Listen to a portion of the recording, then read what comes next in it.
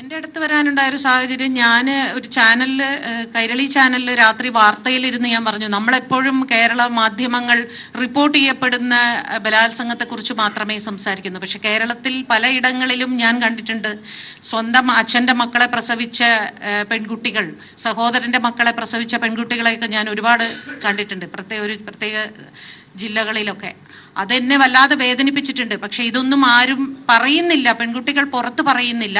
ഇതുപോലെ റിപ്പോർട്ട് ചെയ്യപ്പെടാതെ പോയ ഒരുപാട് ബലാത്സംഗങ്ങൾ ഉണ്ടെന്ന് ഞാൻ വാർത്തയിൽ പറഞ്ഞത് കേട്ടിട്ട് ഈ കുട്ടി രാത്രി എന്നെ വിളിച്ചു, എനിക്കൊന്ന് കാണണം, എന്താണ് എന്ന് ചോദിച്ചപ്പോൾ ഞാനും ഒരു ബലാത്സംഗത്തിന് ഇരയായ വ്യക്തിയാണ് എന്ന് പറഞ്ഞപ്പോൾ ഞാൻ ഒരു നിമിഷം ഞെട്ടി. ഇത് വെറുതെ പറയുന്നതാണോ? അപ്പം ഞാൻ പറഞ്ഞു, നേരിട്ട് വരൂ, കാണാമെന്ന്.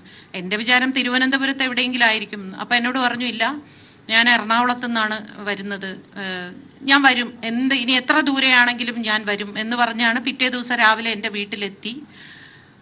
പിന്നെ എനിക്ക് തോന്നുന്നു എൻ്റെ വീട്ടിലിരുന്ന് എന്നോട് പറഞ്ഞ ഏറ്റവും ദയനീയ അവസ്ഥയിൽ, ഞാൻ ബലാത്സംഗം ചെയ്യപ്പെട്ടു, അത് ഞാൻ റിപ്പോർട്ട് ചെയ്തില്ല, അതെല്ലാം ശരിയാ, പക്ഷേ മാഡം, നമ്മുടെ ഇവിടെ നീതി നിഷേധിക്കപ്പെടുന്നത് പലപ്പോഴും പോലീസ് സ്റ്റേഷനിലാണ് എന്നാണ് ആ കുട്ടി എന്നോട് പറഞ്ഞത്. ആ CI എന്നോട് ചോദിച്ച വാക്കുകളാണ് എന്നെ ഏറ്റവും ബലാത്സംഗത്തിന് ഇരയാക്കിയത്. 4 പേർ ബലാത്സംഗം ചെയ്തതിനേക്കാൾ ഞാൻ വേദനിച്ചു.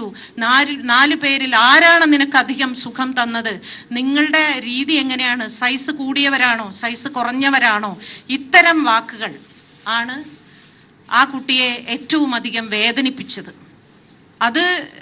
ഇത് പറയുമ്പോൾ ആ കുട്ടി അലമുറയിട്ട് എൻ്റെ വീട്ടിലിരുന്ന് നിലവിളിക്കുകയായിരുന്നു. എനിക്ക് എൻ്റെ കൺട്രോൾ തന്നെ വിട്ടുപോയി. എനിക്കത് വല്ലാത്തൊരു വേദനയായിരുന്നു അന്നുണ്ടാക്കിയത്.